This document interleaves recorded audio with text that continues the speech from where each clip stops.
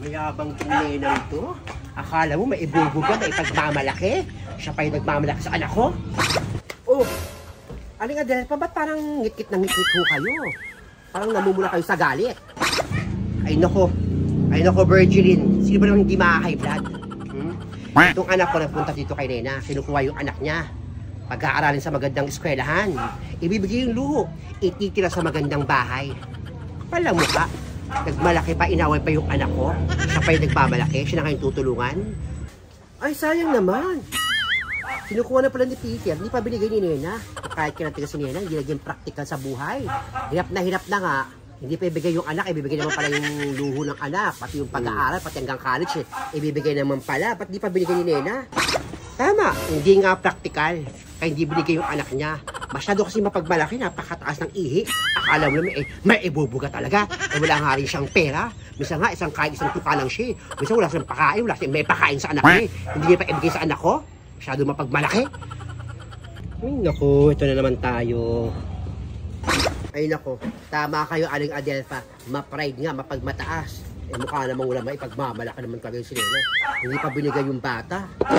Naku, kung ako yan, pamimigay ko yung mga anak ko talaga.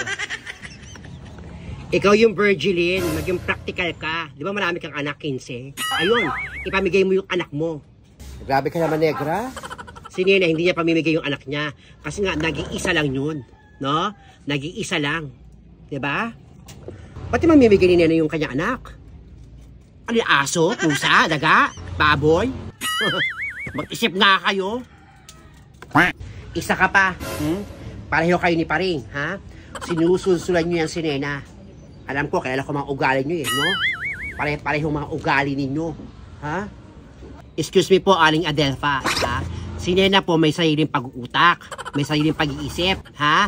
Kaya wala ho kayong karapatan sabihin sa amin na sinususulan namin si Nena. May sariling pag-iisip yun at alam ni Nena kung anong gagawin niya.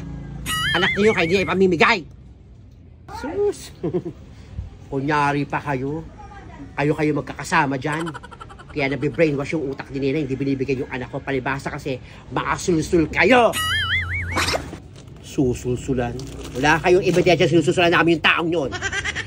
O kaibigan namin yun, pero may sariling pag-uutak yun, may sariling pag-iisip yun. Diyan na kayo. Sige, Virgilin. Sige, Aling Adelfa. Wala akong palaw sa mga taong dito Mga akala mo mga nasa masakit ang bato ko. Makauwi na nga. Ayan. Para mahu kayo. Sumakit yung batok nyo.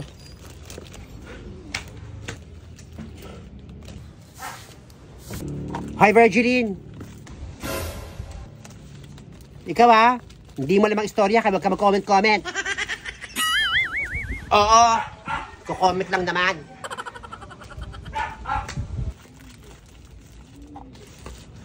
Mga taong hindi lang nakakontent sa buhay nila.